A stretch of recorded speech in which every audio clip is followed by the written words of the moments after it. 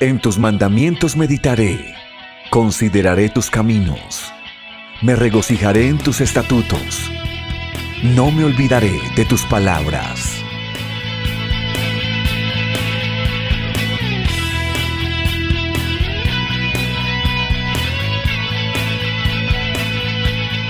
Visítanos en febiblica.blogspot.com.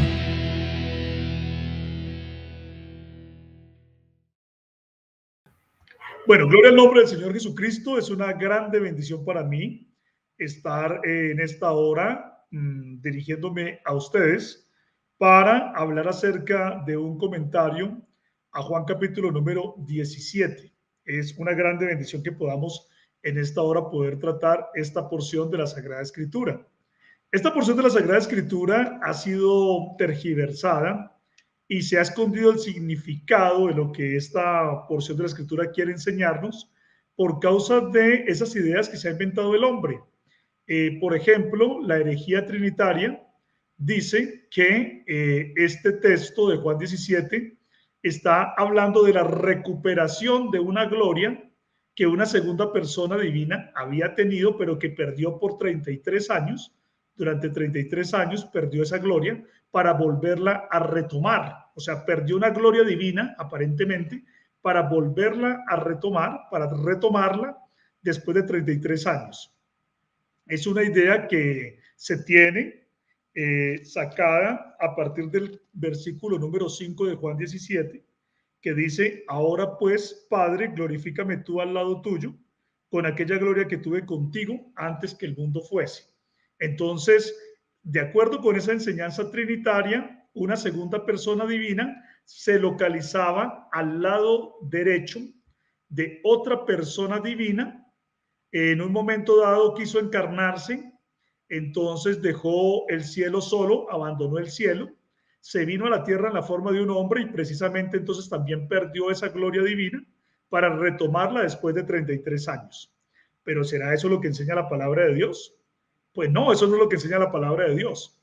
Cuando un trinitario hace ese tipo de presentaciones, simplemente está mostrando varios problemas en esa posición. Antes de nosotros entrar al comentario de Juan 17, de una vez desenmascaremos las debilidades de esa posición trinitaria. La gran debilidad que tiene esa posición trinitaria, primero que todo, es que es netamente politeísta. Está mostrando a diosesitos con cuerpos limitados, que no lo pueden llenar todo, que no pueden llenar todo el espacio. Entonces tienen unos cuerpos limitados, así ellos se imaginen que son cuerpos muy gigantes, de todas maneras son cuerpos limitados. Y el Dios Padre trinitario, que tiene un cuerpo limitado, no puede ir más allá de su lado derecho, al punto que al lado derecho de él se hace un muchacho de unos 33 años, se hace al lado de él y tampoco puede llenar todo el espacio. Pero lo más tremendo de todo esto es cómo ellos piensan que ese Dios o esa segunda persona trinitaria es tan limitada que cuando esa persona decidió encarnarse, ella para poder encarnarse no podía seguir estando en el cielo, no podía continuar en el cielo, sino que tenía que abandonar el cielo para venirse a la tierra como un hombre, y por lo tanto entonces el cielo quedó solo. Y luego entonces en este momento se está acercando otra vez a la vuelta al cielo, a recuperar la gloria divina que tuvo, que había dejado por 33 años para volverla a tomar.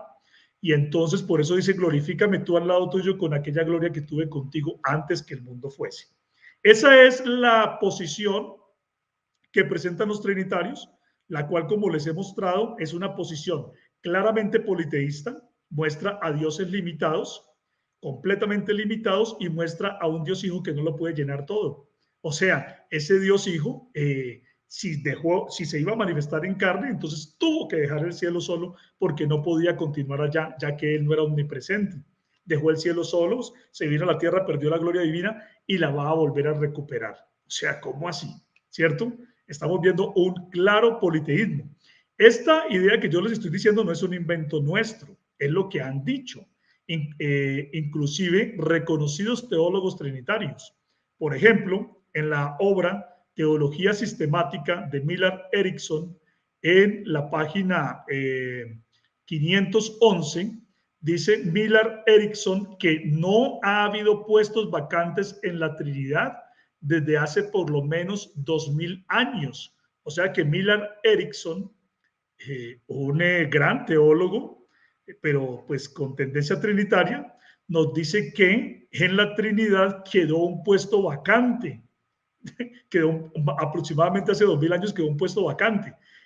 Por eso yo también a esa doctrina de ese Dios que pierde la gloria durante 33 años y que luego la recupera, yo la he llamado la doctrina de la evolución de la Trinidad, porque la Trinidad dejó de ser tres para volverse dos por un tiempo, o sea que ya no se podía llamar Trinidad, sino algo así como una binidad, pero luego, después de los 33 años, cuando el Hijo oró para volver a esa gloria divina que había dejado, entonces volvió otra vez a ser Trinidad. Cosa curiosa, ¿no? Una evolución de la Trinidad. Era Trinidad, dejó de ser Trinidad y ahora se volvió una binidad para luego volver a ser Trinidad. Por eso habla ahí Millar Erickson de unos puestos vacantes en la Trinidad, refiriéndose al momento en que hubo esa encarnación de la supuesta segunda persona divina. De la misma manera también hemos visto nosotros que hay otra teología llamada la teología arriana, defendida hoy en día a capa y espada por los testigos de Jehová, que hablan de que Jesús es un semidios o un ángel, el arcángel Miguel, donde también dicen ellos que ese arcángel se localizaba al lado derecho de Dios el Padre, y entonces también de la misma manera perdió esa gloria angélica cuando se convirtió en un hombre para volver a recobrar la gloria angélica o la gloria de un semidios. Esa teología arriana tiene el mismo problema de la teología trinitaria. Estamos hablando otra vez de dioses limitados. El dios arriano, el semidios arriano, llamado el Jesús Miguel, el Jesús Arcángel Miguel, es un dios limitado. Incluso le llaman un semidios o un dios con D minúscula. Es un semidios, pero lo más tremendo de todo aquí es como ellos también tienen una visión de Dios el Padre de una manera limitada. Lo muestran como que él no puede ir más allá de un cuerpo gigantesco que tiene, pero que al fin y al cabo no lo puede llenar todo. Definitivamente ninguna de esas dos visiones, ni la de un Dios Hijo perdiendo la gloria divina para recuperarla después de 33 años, después de haber dejado vacante el supuesto de la Trinidad, ni tampoco aquella teología arriana que habla de un ángel que deja ese puesto de ángel durante 33 años para volver luego a recuperar esa condición de ángel. Ninguna de esas dos teologías satisface lo que la palabra de Dios enseña acerca del único Dios. Y definitivamente ambas teologías son una falta de respeto contra la enseñanza bíblica acerca del verdadero Dios y la vida eterna que lo llena todo. Entonces, definitivamente Juan 17 no puede estar hablando de ese tipo de cosas, porque esas cosas apenas nosotros las escuchamos, nos damos cuenta que son herejías, que una persona que conozca la palabra de Dios, que conozca la escritura y que tenga temor de Dios, pues inmediatamente va a rechazar una idea semejante, no la puede aceptar por cuanto no se somete a lo mínimo que enseña la palabra de Dios, y es que Dios es el Espíritu infinito que lo llena todo. Dios el Padre es el Espíritu infinito que lo llena todo, el Espíritu ilimitado. Entonces no puede estar hablando de eso Juan 17. ¿De qué está hablando entonces Juan 17? Mire, para nosotros poder entender una porción de la Escritura, debemos, antes que nada, ubicarnos en el contexto. Si nosotros no analizamos un texto dentro de su contexto, vamos a sacar pretextos. Y eso precisamente es lo que han hecho las teologías tanto trinitarias como arrianas. Vamos entonces nosotros a mirar de qué es que está hablando Juan 17. Y para poder entender de qué está hablando Juan 17, nosotros tenemos que caer en cuenta de algo muy importante. Lo primero es que Juan 17 está ocurriendo en la noche en la cual el Señor Jesucristo fue arrestado, la noche antes de la Pascua. Resulta que cuando nosotros miramos en el Evangelio según Juan, nos damos cuenta que desde el capítulo número 13 hasta el capítulo número 18, todos esos capítulos están hablando de la misma noche.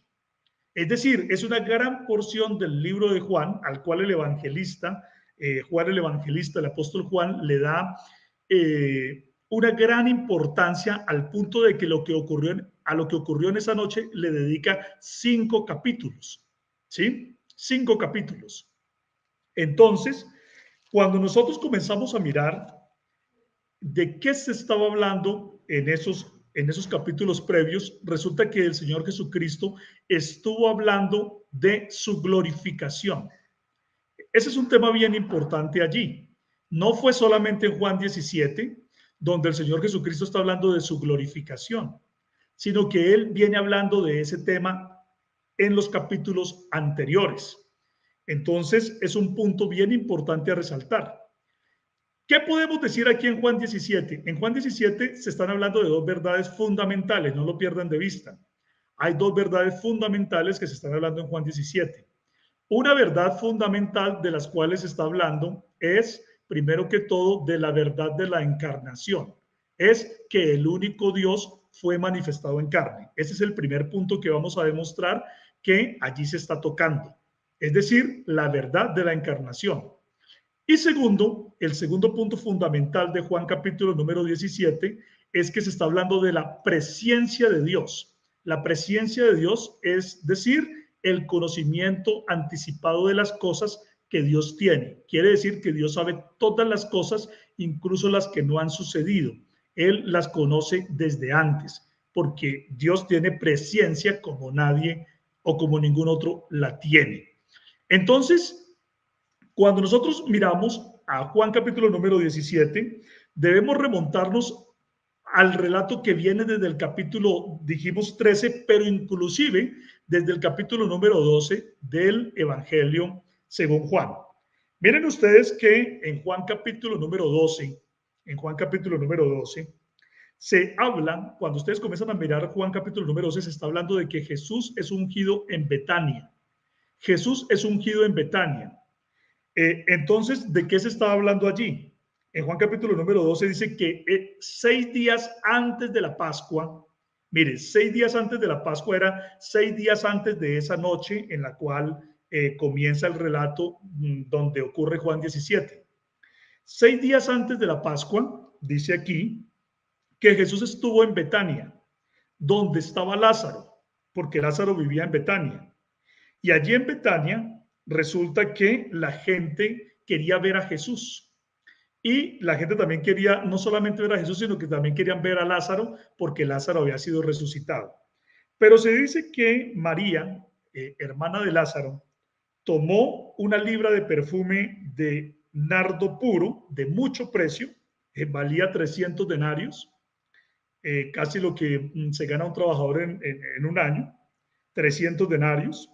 Y dice que era de mucho precio y ungió los pies de Jesús y los enjugó con sus cabellos. Dice, y que toda la casa se llenó del olor del perfume. Y dijo uno de sus discípulos, Judas Iscariote, hijo de Simón, el que le había de entregar, ¿por qué no fue este perfume vendido por 300 denarios y dado a los pobres?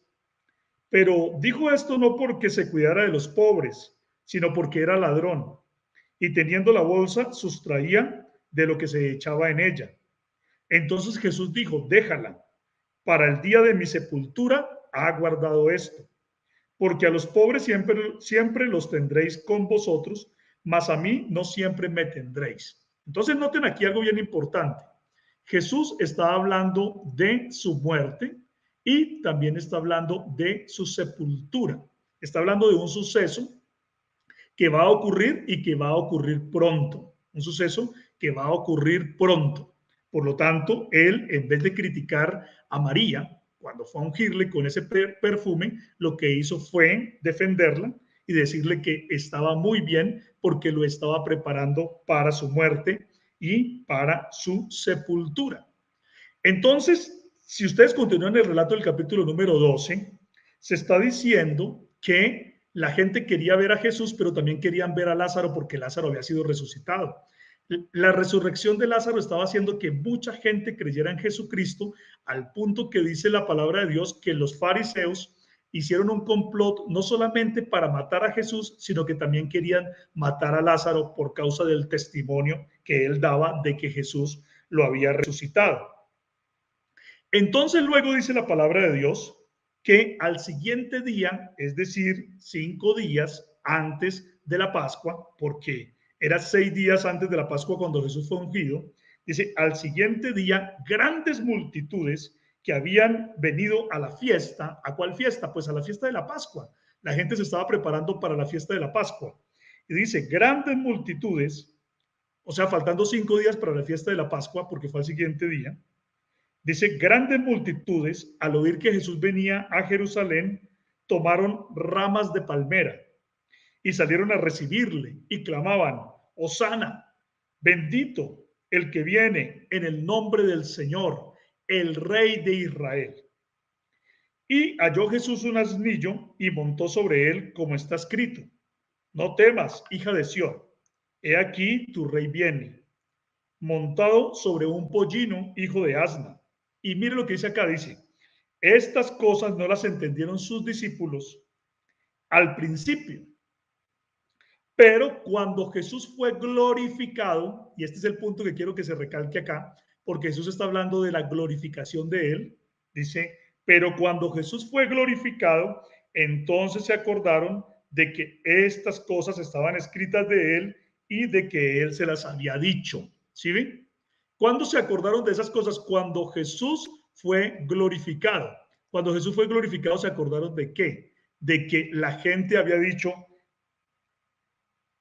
Hosana, bendito el que viene en el nombre del Señor, el Rey de Israel. ¿Sí? Entonces, fíjense ustedes acá que se acordaron de esas palabras cuando Jesús fue glorificado, lo cual nos está indicando que la glorificación de Jesús lo está presentando como el bendito Rey que viene en el nombre del Señor, como aquel que es hijo de David. ¿Sí? Entonces, los discípulos entendieron que esa glorificación la obtuvo Jesús como el prometido Rey de justicia, descendiente de David, que reinará para siempre. Jesús no podía reinar para siempre si él no lograba la glorificación. La glorificación quiere decir que si él no obtenía un cuerpo inmortal, un cuerpo incorruptible, no iba a poder reinar para siempre como el Rey glorioso hijo de David. Por lo tanto, aquí estamos dándonos cuenta que esa glorificación está apuntando a la condición humana de Cristo, está apuntando a su condición como el varón perfecto, como el postrer Adán. ¿Sí? Miren que si seguimos nosotros leyendo ese capítulo número 12, nos vamos a dar cuenta de que esto es así. El capítulo número 12 del Evangelio según Juan. Miren. Por ejemplo, en Juan capítulo número 12, versículo 20, y noten ustedes que todo está relacionado, por eso les estoy mostrando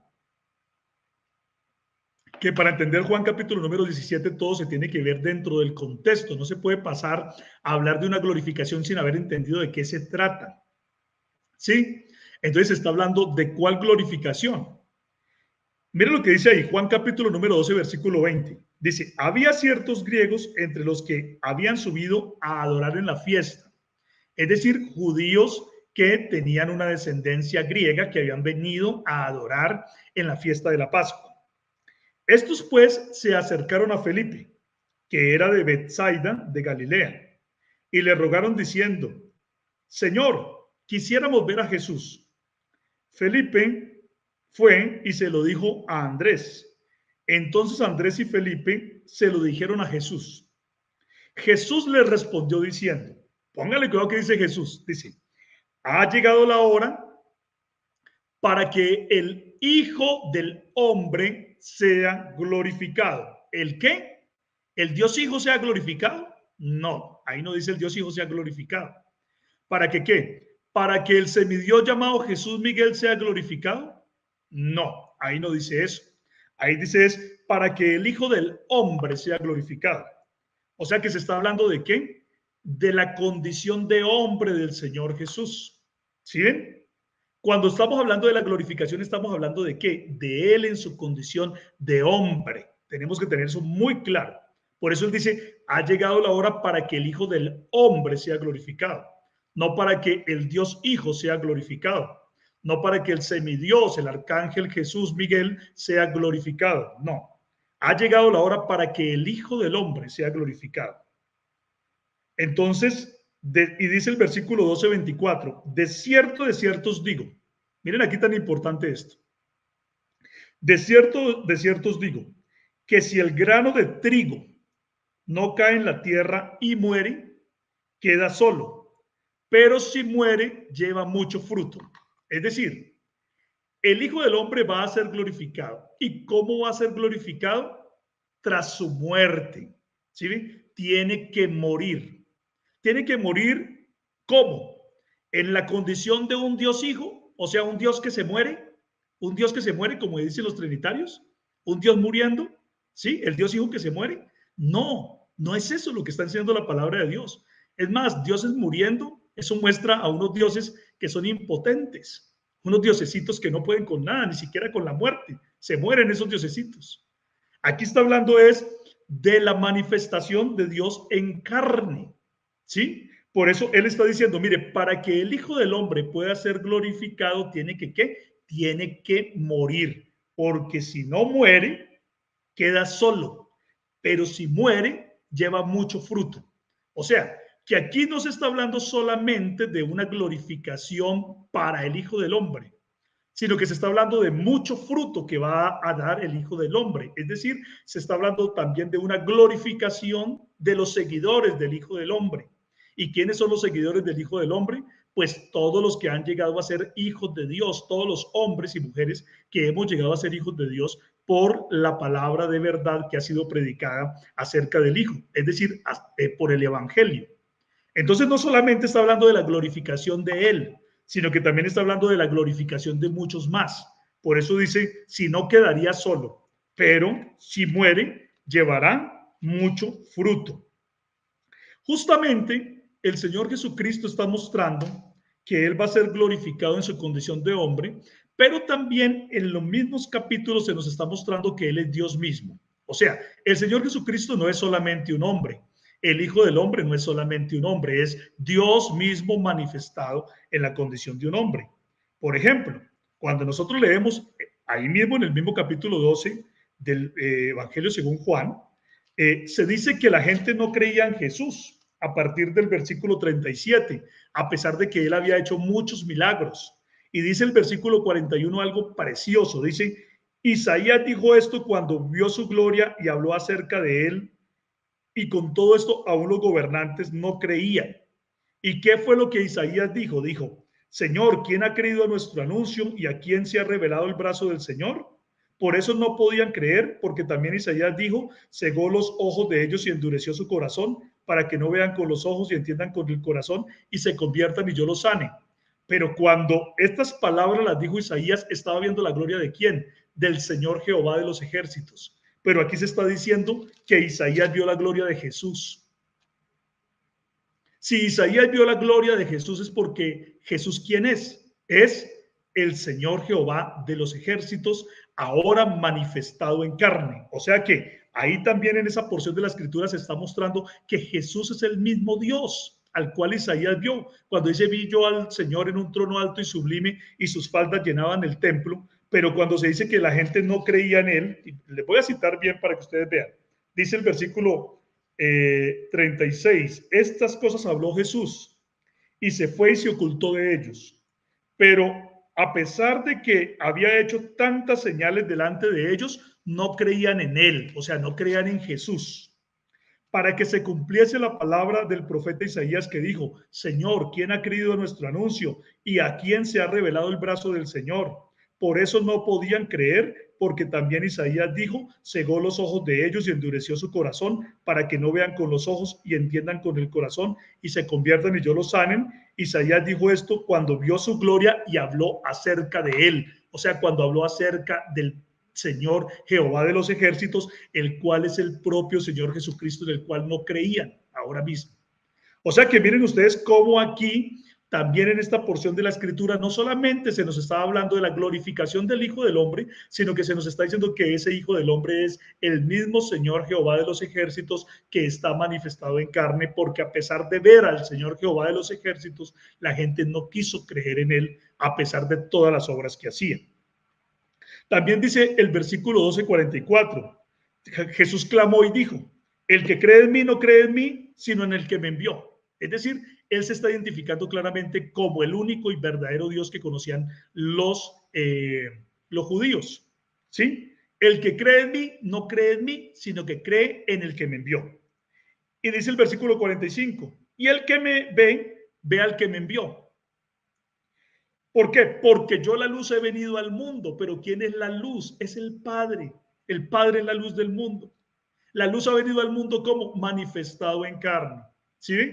Por lo tanto, el que me ve, ve al que me envió. Pero hay gente que lee esta porción de la escritura y dice que no la podemos creer. Que lo que tenemos que creer es que el que ve a Jesús está viendo a otro diferente al que lo envió. Pero la escritura está diciendo, el que me ve, ve al que me envió. ¿A quién le vamos a creer? Ustedes tienen que tomar una decisión. ¿A quién le vamos a creer? ¿A la escritura o a las mentiras que se han inventado los hombres? Pues es la Trinidad y es el arrianismo los que nos han dicho que el que ve a Jesús ve a otro diferente al que le envió. Pero si creemos a la escritura, si creemos lo que dice la Biblia, tenemos que creer que el que ve a Jesús en realidad ve al que lo envió. ¿Sí se dan cuenta? Por eso nosotros tenemos que ser bíblicos. Tenemos que creer a la palabra de Dios. Estas porciones, el que cree en mí, no cree en mí, sino que cree en el que me envió, y el que me ve a mí, ve al que me envió, son una bofetada terrible, una destrucción terrible, una sepultura terrible contra las herejías de la Trinidad y el arrianismo, ¿sí? Inclusive también contra esas herejías unitarias. Todas esas herejías unitarias, el dinamismo y todas esas herejías que se han presentado que dicen que el que ve a Jesús en realidad no está viendo al que lo envió. Pero nosotros tenemos que creer lo que dice la palabra de Dios. Ahora, fíjense que cuando comenzamos el capítulo número 13, dice, antes de la fiesta de la Pascua, es decir, esa noche en que ya Jesús estaba reunido con sus discípulos, para celebrar la cena, ¿sí? Para celebrar la cena pascual. Entonces dice que eso ocurrió antes de la fiesta de la Pascua, antes de ese día. Era esa noche. Todo desde el capítulo 13, como ya les dije, 13, 14, 15, 16, 17 y 18 están acontecimientos que se dieron en la misma noche, en la noche antes de la fiesta de la Pascua. Aquí entonces nosotros vemos que en esa reunión pues ocurrieron varias cosas, que Jesús lavó los pies de sus discípulos, que anunció la traición de Judas y que también dijo un nuevo mandamiento, que es que debemos amarnos los unos a los otros, pero cuando él estaba listo para dar ese mandamiento, dijo lo siguiente, capítulo número 13, versículo 31.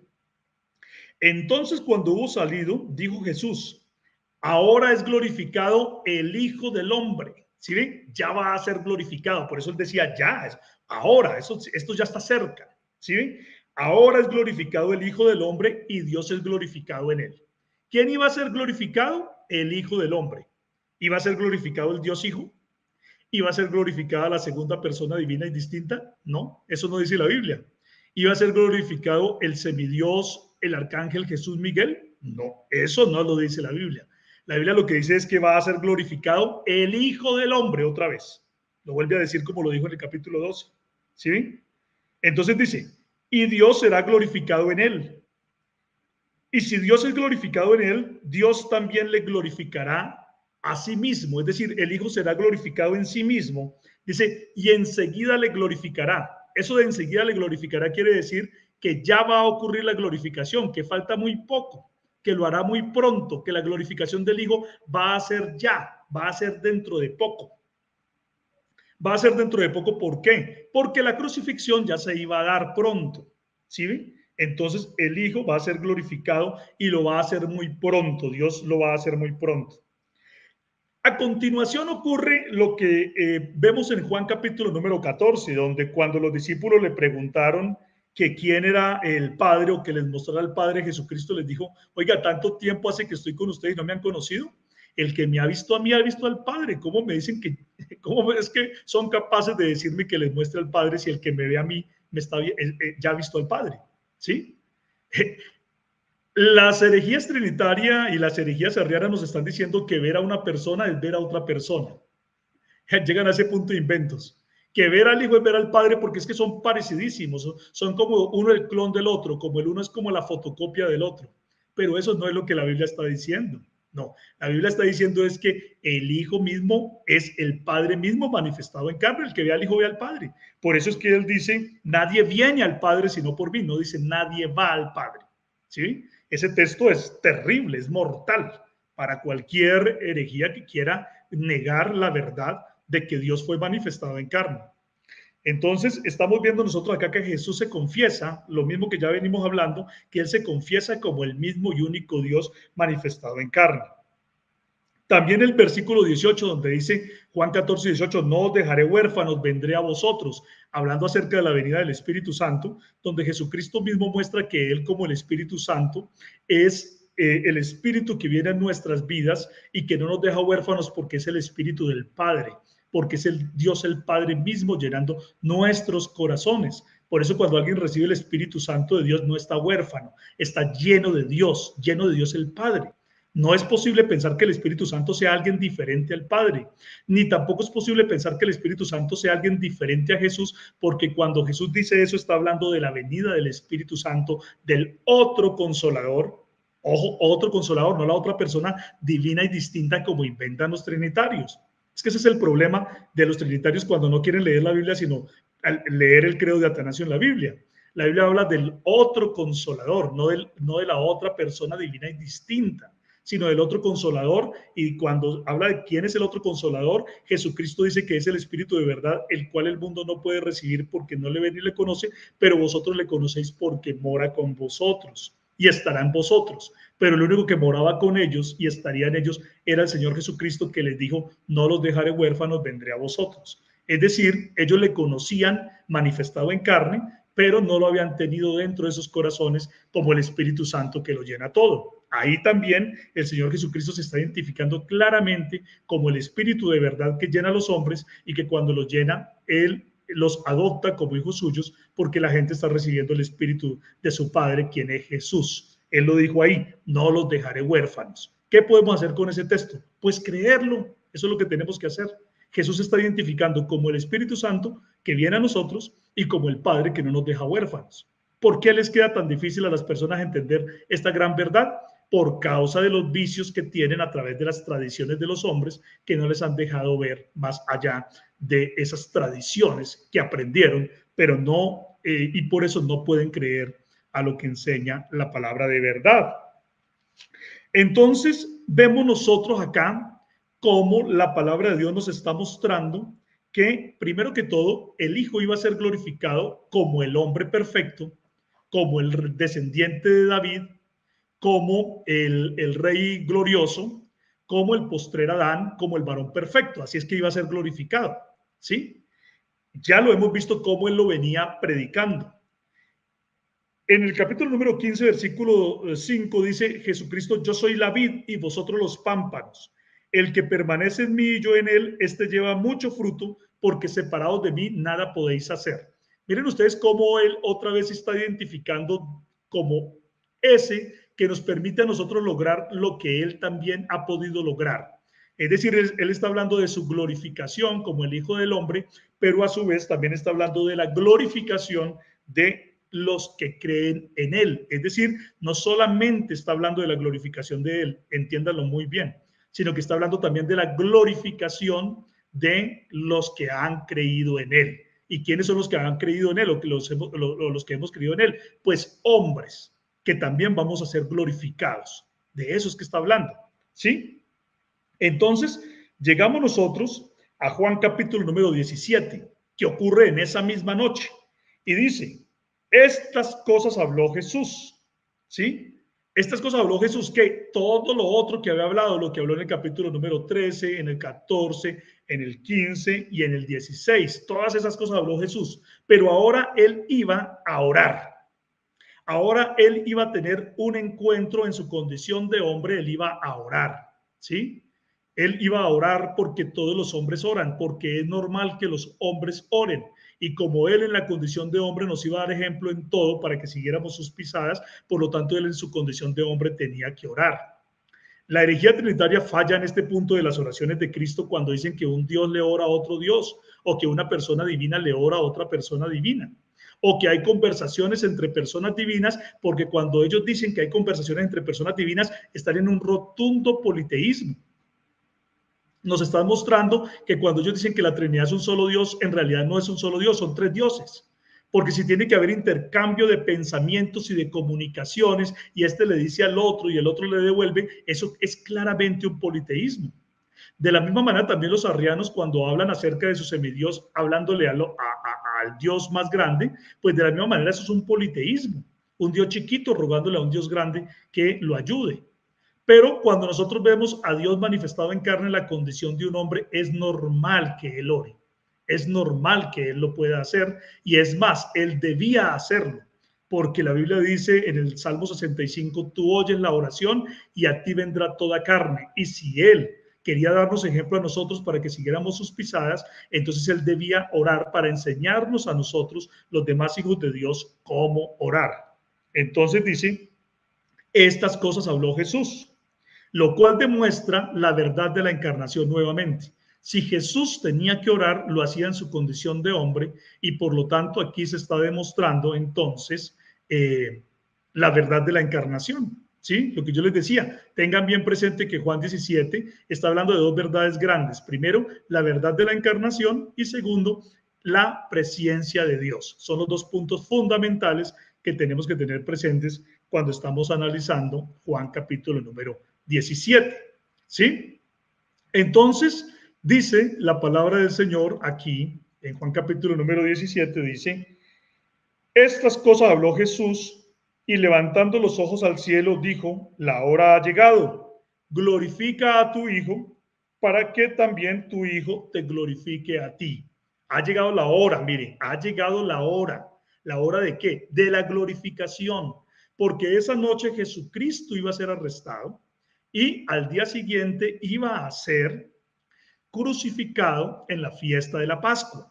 ¿Sí? Entonces ya estaba llegando la hora o la hora ya se aproximaba, ya había llegado la hora para que el Hijo del Hombre fuera glorificado. Entonces dice, glorifica a tu Hijo para que también tu Hijo te glorifique a ti.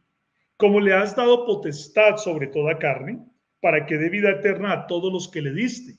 Mire que se está diciendo que el Padre le ha dado potestad al Hijo. ¿Cómo le ha dado esa potestad? Si el Hijo de Dios fuera un Dios Hijo, como dice la Trinidad, un Dios Hijo, como dice la Trinidad, que ya tenía todo el poder porque era todopoderoso, ¿de quién tenía que recibir poder? Pues de nadie. Si era todopoderoso, ¿de quién tenía que recibir poder? De nadie. No tiene sentido decir que un todopoderoso tiene que recibir poder de otro. O sea que ahí se equivoca la herejía de la Trinidad. Pero nosotros vemos al Hijo verdaderamente recibiendo poder del Padre. Todo el poder, dice, toda autoridad está recibiendo del Padre. ¿Toda autoridad sobre qué exactamente? Pues sobre la creación está recibiendo la autoridad. Está recibiendo una autoridad sobre la creación. ¿Sí? Entonces, cuando él dice que está recibiendo toda autoridad sobre la creación, eso inmediatamente nos lleva a nosotros a recordar que hubo un hombre que recibió primero, antes de Jesús, toda la autoridad sobre la creación. ¿Y quién era ese hombre? Era Adán. Adán recibió toda la autoridad sobre la creación, toda. Por eso el Señor le dijo a Adán y a Eva, les dijo que ustedes sometan la tierra y juzguenla y ejerzan poder sobre todas las bestias y señorío sobre todas las bestias y sobre todas las aves y sobre todo lo que existe, ejerzan ustedes una autoridad y sojuzguen la tierra y administrenla. ¿Sí? Entonces resulta que lo que no entiende el trinitarismo, o más bien quiere desviar del pensamiento, y lo que no entiende también la herejía arriana, es que aquí se está hablando de la recuperación del poder sobre la creación para los hombres. Con Adán, la humanidad perdió ese poder sobre la creación, pero con Cristo Jesús, quien es el postrer Adán, la humanidad recuperó ese poder sobre la creación que Dios un día le dio. Entonces, por no entender esta cuestión de Jesucristo como el postrer Adán, se pierde una enseñanza preciosa que la palabra de Dios nos está mostrando. Precisamente, fíjense en ustedes que Hebreos capítulo número 2 dice así, pónganle cuidado. Hebreos capítulo número 2, versículo 5 dice, porque no sujetó a los ángeles el mundo venidero acerca del cual estamos hablando, pero alguien testificó en cierto lugar diciendo, ¿qué es el hombre para que te acuerdes de él? ¿O el hijo del hombre para que lo visites? Le hiciste poco menor que los ángeles, le coronaste de gloria y de honra, y le pusiste sobre las obras de tus manos, todo lo sujetaste bajo sus pies. ¿Se dan cuenta ustedes que aquí, cuando Jesucristo está hablando de que con su glorificación va a recibir toda autoridad y todo poder, se refiere es al poder que Dios le dio sobre las obras de sus manos? Fíjense ustedes que dice, le coronaste de gloria y de honra. ¿Quién fue el primer coronado de gloria y de honra? Fue Adán, pero Adán perdió esa condición. Entonces ahora viene Cristo a recuperar esa condición y todas las obras de las manos del Padre, porque dice sobre las obras de tus manos. ¿Quién fue el único creador? Dios en su condición de Padre. Por eso dice, le pusiste sobre las obras de tus manos. ¿Quién creó? El Padre. Dios en su condición de Padre. Este texto que dice, le pusiste sobre las obras de tus manos, destruye la herejía arriana, porque la herejía arriana dice que el Jesús Miguel, el arcángel Jesús Miguel, fue un ayudante, un obrero maestro, que fue el que hizo todo. El padre le mandaba y el obrero maestro hacía con sus manos, porque el padre no lo podía hacer. Pero aquí la escritura está diciendo que el que hizo todo con sus manos fue el Padre, ¿sí? Y el Padre otorga el poder al Hijo, ¿sí? Otorga el poder al Hijo sobre todas las obras de sus manos, es decir, sobre toda la creación. Todo lo sujetaste bajo sus pies. Y sigue diciendo Hebreos capítulo número 2, dice, porque en cuanto le sujetó todas las cosas, nada dejó que no le sea sujeto a él. Pero todavía no vemos que todas las cosas le sean sujetas. O sea, mire que al hombre, al ser humano, ¿sí? Todavía todas las cosas no le están sujetas al ser humano. Pero dice la escritura que nosotros tenemos una promesa en Jesús. Por eso sigue diciendo el versículo de Hebreos 2:9, dice, pero vemos a aquel que fue hecho un poco menor que los ángeles, a Jesús, coronado de gloria y de honra. Mire que se habla de la gloria, de la glorificación, coronado de gloria y de honra. ¿Y cómo obtuvo esa gloria y esa honra? Dice, a causa del padecimiento de la muerte, para que por la gracia de Dios gustase la muerte por todos. Jesús no podía ser glorificado si no moría. Es lo que ya hemos explicado, lo que ya también mostramos cuando analizábamos Juan capítulo número 12. Y el versículo 2:10 de Hebreos dice, porque convenía a aquel por cuya causa son todas las cosas y por quien todas las cosas subsisten, que habiendo de llevar muchos hijos a la gloria, perfeccionase por aflicciones al autor de la salvación de ellos. ¿Qué nos está mostrando esto aquí? Que Jesús tenía que ser glorificado luego de aflicciones y luego de su muerte, para que también muchos más pudieran ser glorificados. Por eso dice, habiendo de llevar a muchos hijos a la gloria. ¿Sí? Mire que no fue solamente el Hijo del Hombre el que iba a ser glorificado, sino que habla de muchos hijos a la gloria, muchos hijos a la gloria. Entonces dice, perfeccionase por aflicciones al autor de la salvación de ellos. ¿Sí ven? Quiere decir aquí que Jesucristo en su condición de postrer Adán va a recuperar para el hombre el poder sobre el mundo, la autoridad sobre el mundo, pero no solamente la va a recuperar para él en su condición de hombre, sino que tiene un propósito y es darle esa misma autoridad a todos sus hijos, a todos sus seguidores, a todos los que creen en el Señor Jesucristo a través del Evangelio. Entonces nosotros estamos viendo acá que la glorificación claramente nos demuestra que se trata que de la gloria, la glorificación de la cual está hablando Juan 17, nos está mostrando claramente que se trata de la gloria que él recibió como el Hijo, es decir, como el varón perfecto, según Hebreos 4:13, que dice que Jesús es el varón perfecto, o como el postrer Adán, tal como lo dice 1 Corintios 15:45, es decir, como un ser humano auténtico y victorioso que venció al pecado y la muerte. Es decir, entonces aquí no se trata de una gloria que perdió una supuesta segunda persona divina durante 33 años y que ahora va a recuperar, como dice la herejía trinitaria, o una supuesta gloria que perdió un Jesús ángel y que ahora le va a ser restaurada, como lo dice la herejía arriana. Hay un punto aquí también precioso que encontramos en Juan capítulo número 17, 22, que está en consonancia con lo que acabamos de leer de Hebreos capítulo número 2. Y es que dice el versículo 22, dice, la gloria que me diste, yo les he dado. Noten ustedes que el Hijo está diciendo en la oración, vea, Padre, la gloria que usted me dio, ¿sí? Yo se las voy a dar a ellos. ¿A quiénes? A todos los demás. Precisamente lo que ya leímos en Hebreos 2:10, que dice, habiendo de llevar muchos hijos a la gloria, ¿sí? Entonces Jesús dice, como yo soy glorificado, yo esa gloria también se la voy a dar a ellos. Juan 17:22. La gloria que me diste, yo les he dado a ellos. Esto está demostrando claramente que no se trata de la gloria divina. ¿Sí ven? No se trata de la gloria divina. Porque la gloria divina, Dios no la comparte con nadie. Isaías 42:8. Yo Jehová, y a otro no daré mi gloria ni mi alabanza a esculturas, ¿cierto? La gloria divina Dios no la comparte con nadie. No se puede decir que el Hijo recibía una gloria divina que tenía y que luego perdió y que ya está recuperando y que entonces esa gloria divina nos la va a dar a nosotros, o sea que nosotros también somos dioses. ¿Nos vamos a convertir nosotros en dioses? No, no tiene sentido esta especulación trinitaria, como ellos la quieren poner, porque el versículo 22 les destruye semejante pretensión. ¿Sí?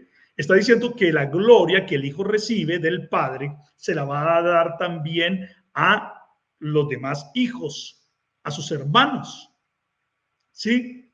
Entonces, por eso dice, la gloria que me diste, yo les he dado. La gloria que me diste, yo les he dado. ¿Sí? Tampoco se trata entonces de una gloria de un arcángel Miguel, porque nosotros no vamos a recibir la gloria de un ángel.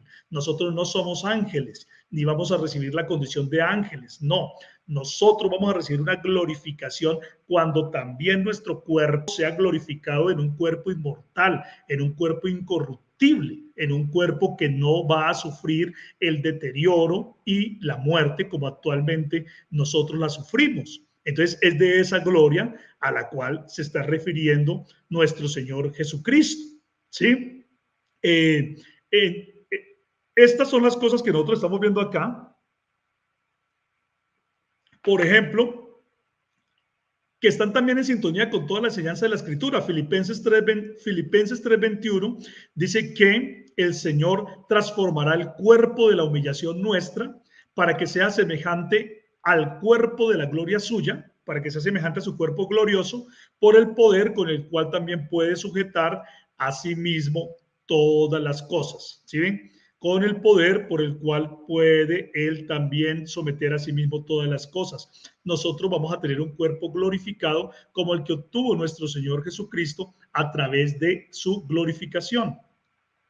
La glorificación de la que hablaba el Señor Jesucristo es una glorificación que es futura en lo que al tiempo se refiere. Por eso dice, glorifícame, glorifícame. Es una gloria hacia el futuro. No es una gloria que él tenía, que perdió y que luego va a recuperar. No tiene eso sentido. Se está hablando es de glorifícame, de una gloria que es futura en cuanto al tiempo se refiere. Entonces, vamos a analizar eso del versículo 5. Que es el que más problemas ha traído a la gente sin revelación, a la gente que no ha querido entender la verdad de que Dios fue manifestado en carne y que tampoco quieren entender lo que es la presencia de Dios. Resulta que la palabra de Dios nos dice a nosotros, por ejemplo, en Apocalipsis capítulo número 13, versículo 8, que el Cordero fue inmolado desde antes de la fundación del mundo.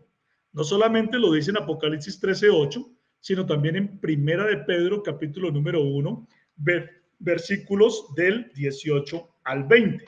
Déjenme, yo les leo esas porciones de la Escritura para que ustedes las puedan analizar. Apocalipsis capítulo número 13, versículo número 8 dice que a la bestia, al anticristo, ¿sí? Lo adoraron todos. Vamos a leer cómo dice. Dice, y la adoraron todos los moradores de la tierra, cuyos nombres no estaban escritos en el libro de la vida del Cordero que fue inmolado desde el principio del mundo. ¿Sí? ¿Cuándo fue inmolado el Cordero? Desde el principio del mundo. Pero ¿cuándo fue que realmente fue inmolado? Hace unos 2000 años, un poco más de 2000 años. O sea que en el plan de Dios, en el programa de Dios, en la mente de Dios para con el hombre, en el misterio de la voluntad de Dios, el Cordero fue inmolado antes de la fundación del mundo. Lo mismo lo dice también, entonces, como lo dijimos, el apóstol Pedro, en Primera de Pedro, capítulo número 1, versículos 18 al 20. Vamos a leer aquí esa porción de la Escritura para que ustedes se den cuenta que dice ahí esa porción. Dice, sabiendo que fuisteis rescatados de vuestra vana manera de vivir, la cual recibisteis de vuestros padres, no con cosas corruptibles como oro o plata, sino con la sangre preciosa de Cristo, como de un cordero sin mancha y sin contaminación, ya destinado desde antes de la fundación del mundo, pero manifestado en los postreros tiempos por amor de vosotros. ¿Sí ven? Dice que ya destinado desde antes de la fundación del mundo, el cordero sin mancha y sin contaminación. Es decir, si el sacrificio de Cristo se dio antes de la fundación del mundo, pues la glorificación de Cristo también se dio desde antes de la fundación del mundo, porque una cosa requiere de la otra.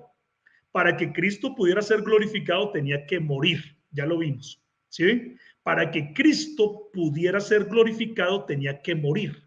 Por lo tanto, si en el plan de Dios el Cordero fue inmolado desde antes de la fundación del mundo, de la misma manera, entonces también la glorificación del Hijo se dio desde antes de la fundación del mundo, y por lo tanto, cuando Cristo dice, glorifícame tú al lado tuyo con aquella gloria que tuve contigo antes que el mundo fuese, se está refiriendo a la presencia de Dios, porque en el plan de Dios el Cordero fue inmolado y fue glorificado desde antes de la fundación del mundo. Inclusive, de la misma manera, nosotros también, todos los creyentes, también fuimos o estuvimos glorificados en el programa de Dios desde antes de la fundación del mundo. Por ejemplo, nosotros vemos que nosotros, toda la iglesia, fuimos predestinados en el plan de Dios desde antes de la fundación del mundo por el puro afecto de su voluntad. Déjenme, yo les leo aquí unos textos de la palabra del Señor. Por ejemplo, Romanos, capítulo número 8, versículos 29 al 30, dice lo siguiente.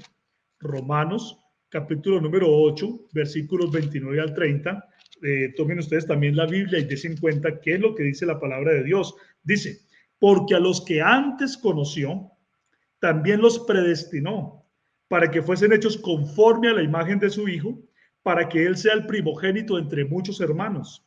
Y a los que predestinó, a estos también llamó.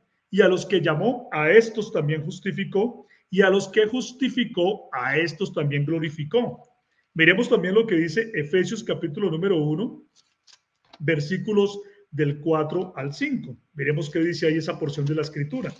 Efesios capítulo número 1, versículos 4 al 5 dice, según nos escogió en él antes de la fundación del mundo, para que fuésemos santos y sin mancha delante de él, en amor, habiéndonos predestinado para ser adoptados hijos suyos por medio de Jesucristo, según el puro afecto de su voluntad. Esto quiere decir que así como el Hijo fue glorificado desde antes de la fundación del mundo, también nosotros, también la iglesia, también los creyentes hemos sido glorificados y hemos sido vistos por Dios glorificados desde antes de la fundación del mundo. ¿Eso quiere decir que nosotros existíamos antes de la fundación del mundo? No, eso no quiere decir eso. Lo que quiere decir es que Dios conoce las cosas que no son como si ya hubieran ocurrido. Dios llama a las cosas que no son como si fueran. Todas las cosas en Dios son en el sí y en el amén. Si Dios vio al Hijo glorificado desde antes de la fundación del mundo, también vio a una iglesia glorificada desde antes de la fundación del mundo, porque la gloria que me diste yo les he dado. Entonces, fíjense en ustedes que esto no quiere decir que nosotros también estuvimos allá con una gloria que luego perdimos y que luego vamos a recuperar. Eso no tiene sentido. Entonces, de la misma manera, vamos entendiendo de qué se trata la glorificación de la que está hablando nuestro Señor Jesucristo. Está hablando de la glorificación que los hombres van a recibir, esa glorificación que perdieron con el pecado de Adán, pero que se va a recuperar con la glorificación de Cristo y luego con la glorificación de nosotros que seguimos a Cristo porque Cristo lo decidió así. Y nosotros entonces vamos a tener un dominio sobre el mundo que se había perdido en el momento en que Adán lo perdió. ¿Sí? Entonces vamos ahora aquí, vamos ahora a mirar algo más. Y vamos a mirar entonces en detalle a Juan 17:5. Mire, Juan 17:5 dice, glorifícame tú al lado tuyo con aquella gloria que tuve contigo antes que el mundo fuese. El texto, tal como está traducido, el texto tal como está traducido, tiene un sesgo desde el punto de vista trinitario y tiene un sesgo desde el punto de vista arriano. Pero el texto, si uno lo viera desde el punto de vista de la verdad de la unicidad de Dios, de que Dios mismo fue manifestado en carne, pues nosotros podemos entenderlo de una manera bíblica completamente. Cuando se dice, glorifícame tú al lado tuyo, ¿de qué está hablando cuando se dice al lado tuyo?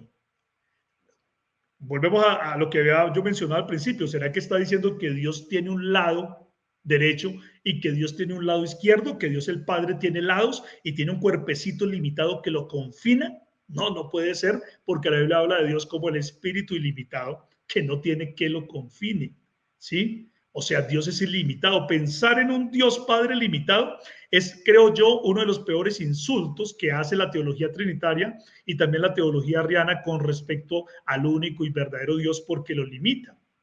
Cuando nosotros estamos hablando del lado de Dios, pues inmediatamente también tenemos que pensar de la diestra de Dios.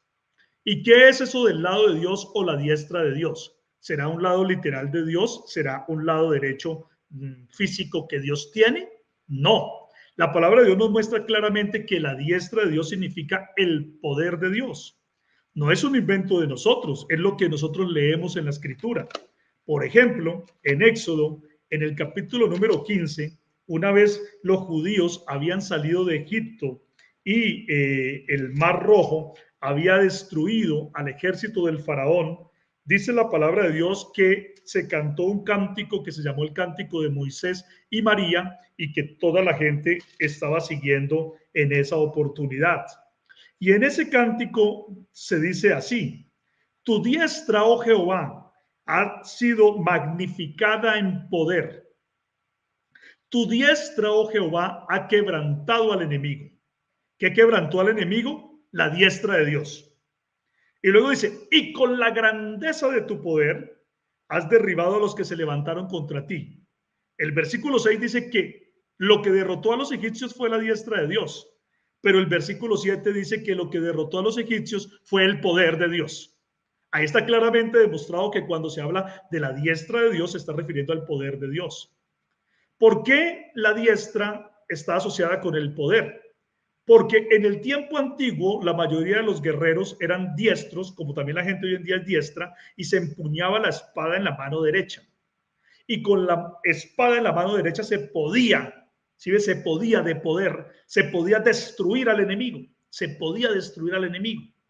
Entonces, como los judíos tenían un idioma muy ilustrativo, por eso la derecha, la diestra del guerrero se asoció con el poder. Esto no quiere decir que Dios destruyó a los egipcios con una mano derecha gigantesca, mientras que con la mano izquierda gigantesca no hizo nada. Eso no quiere decir, sería una tontería pensar eso. Sino que más bien estamos hablando de un antropomorfismo que se utiliza para atribuir el poder a Dios. Entonces, cualquier persona que quiera estudiar la palabra de Dios y ser razonable se da cuenta que la diestra de Dios significa el poder de Dios. Por lo tanto, el lado de Dios del cual está hablando el Señor Jesucristo aquí en Juan 17 no está significando un lado derecho físico de Dios el Padre, sino que está significando el poder de Dios. De manera que nosotros podíamos decir entonces, ahora pues Padre, glorifícame con tu poder. Es lo que está diciendo ahí.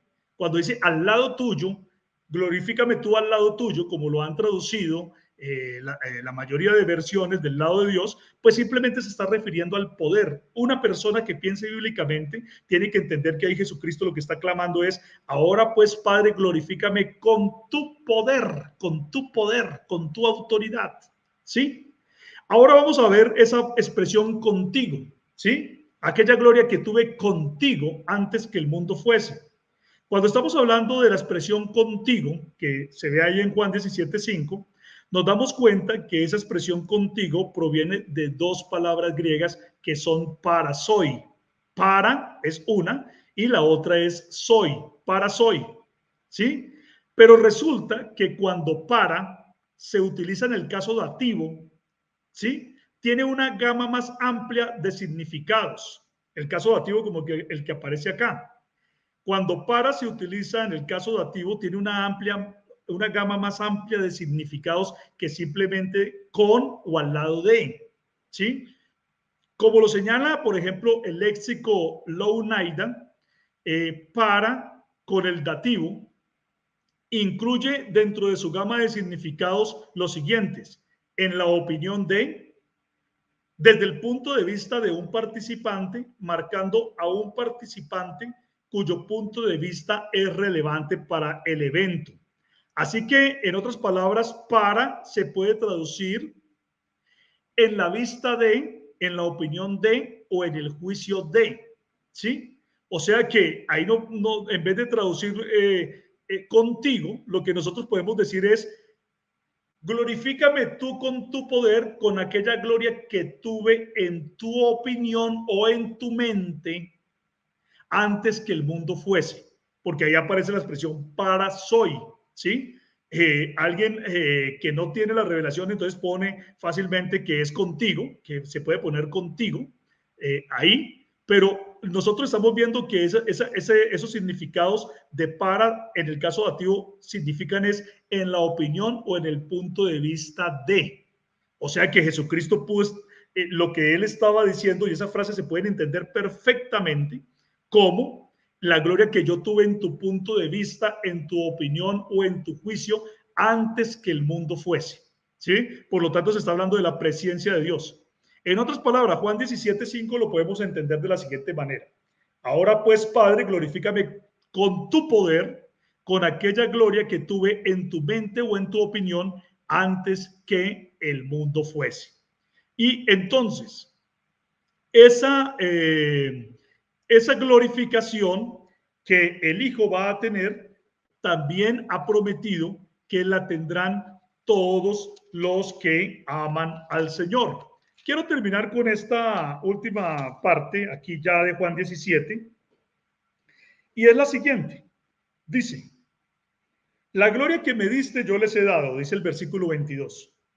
Ya dijimos por qué la gloria que el Padre le dio al Hijo del Hombre, el Hijo del Hombre como el postrer Adán, como el hijo rey de David, el rey glorioso, nos la ha dado a nosotros cuando nosotros también tenemos la promesa de nuestra glorificación, de tener nuestros cuerpos gloriosos y poder volver a heredar el poder sobre la creación. Y dice, para que sean uno, así como nosotros somos uno. Entonces algunos dicen, se dan cuenta, vea, el Padre y el Hijo son uno, dicen los trinitarios. Por lo tanto, ahí se está hablando de la Trinidad. Resulta que si ahí se estuviera hablando de la Trinidad, eso sería un problema terrible para el trinitario. Porque si el Padre y el Hijo son uno, de la misma manera que todos los creyentes son uno, entonces la Trinidad sería un vulgar politeísmo. Porque todos nosotros los creyentes somos uno en unidad, pero cada uno en unidad de criterio y de pensamiento y de opinión. pero cada uno de nosotros sigue siendo una persona diferente y un ser completamente distinto. Si, por ejemplo, la iglesia está conformada por, digamos, 1.000 millones de creyentes, pues hay 1.000 seres, 1.000 millones de seres, 1.000 millones de personas, 1.000 millones de individuos, y no todos los creyentes están formando un solo individuo, no son 1.000 millones en un solo individuo, no. Entonces, si ese texto lo quisieran tomar como un apoyo para la Trinidad, entonces eso sería un vulgar politeísmo donde se demostraría que el trinitario realmente lo que cree es en dos individuos separados, si es capaz de citar ese texto como un apoyo para la Trinidad, ¿sí? Se metería en un problema tremendo. Aquí lo que se está hablando es de la unidad de criterio, de propósito, de mente o de opinión, ¿sí? Para que todos sean uno, así como nosotros somos uno. Y también se dice, para que el amor, miren lo que dice el versículo 24, Padre, aquellos que me has dado, quiero que donde yo estoy, también ellos estén conmigo. Miren ustedes esa parte tan linda. Aquellos que me has dado, quiero que donde yo estoy, también ellos estén conmigo. ¿Por qué? Porque también vamos a estar glorificados con Él y reinando con Él. ¿Sí? La gloria que el Hijo tuvo, no la tuvo para Él mismo, sino también para nosotros. Por eso dice, quiero que donde yo estoy, también ellos estén conmigo, para que vean mi gloria que me has dado, porque me has amado desde antes de la fundación del mundo. Gloria al nombre del Señor Jesús. Y mire lo que dice también el versículo 23. Yo en ellos y tú en mí, para que sean perfectos en unidad, para que el mundo conozca que tú me enviaste y que los has amado a ellos, también como a mí me has amado. ¿Sí? Nosotros hemos sido amados por Dios el Padre de la misma manera en que el Padre amó al Hijo, al hombre perfecto, al varón perfecto. Entonces, esta porción también es hermosa. ¿Por qué nos ha amado de la misma manera en que amó al Hijo? Porque la recuperación del reino, porque la recuperación del dominio sobre toda la creación y nuestra glorificación se ha dado porque el Padre, Dios el Padre, nos ha amado a nosotros de la misma manera, ¿sí? De la misma manera en que Él ha amado al Hijo, a su manifestación en carne. Por eso nos ama a nosotros también. Y por eso nosotros vamos a ser glorificados y vamos a heredar esa glorificación. Entonces, en resumen, pensar que Juan capítulo número 17 está hablando de una persona trinitaria, una segunda persona trinitaria, que pierde el poder durante 33 años, el poder divino, y que luego lo va a recuperar, y que se sentaba al lado de un Dios Padre, y que luego dejó de sentarse para volver a sentarse otra vez al lado del Dios Padre, es un vulgar politeísmo. Es una idea perversa, completamente alejada de la palabra del Señor, porque está mostrando diosesitos limitados y un Dios que cuando se fue a manifestar tuvo que dejar el cielo solo y a la Trinidad vacante. La teoría de la evolución de la Trinidad, que era 3 y se volvió 2 para luego volver a ser 3. Y si estamos pensando en el pensamiento arriano, es un pensamiento similar. Un semidios que tiene que dejar el cielo solo, viene a la tierra para estar 33 años para luego volver otra vez a recuperar la condición de ángel, sentado al lado de un Dios Padre que también tiene laditos limitados y que no puede ir más allá de lo que su cuerpecito limitado le permite. Eso no lo dice la Biblia. Eso es un insulto contra la revelación que enseña la Escritura. Por lo tanto, la verdad de la unicidad es la única que puede mostrar todo lo que nos está enseñando verdaderamente Juan capítulo número 17, y es que Dios se manifestó en carne para en esa condición en carne morir y ser glorificado para que entonces así pudiera recuperar para el hombre todo el dominio sobre el mundo del cual nosotros somos herederos, porque cuando el Hijo hereda todas las obras de las manos del Padre, de la misma manera también nosotros llegamos a ser coherederos con Cristo, porque la palabra de Dios dice que si nosotros somos hijos, también somos herederos, herederos de Dios y coherederos con Cristo, porque Él ha sido el primogénito entre muchos hermanos. Hasta aquí entonces la explicación de Juan capítulo número 17. Espero que haya sido de bendición para su vida, que usted reflexione sobre esta palabra de verdad que es tan linda y podamos apreciarla en la dimensión y en la plenitud que la palabra de Dios enseña. Noten ustedes cómo las falsas doctrinas pervierten una verdad tan hermosa que está enseñada en Juan capítulo número 17, pero que nosotros estamos mostrando aquí hoy con el poder de la palabra del Señor. Crean a la palabra de Dios, lo que dice la Escritura, y van a ser ustedes altamente bendecidos.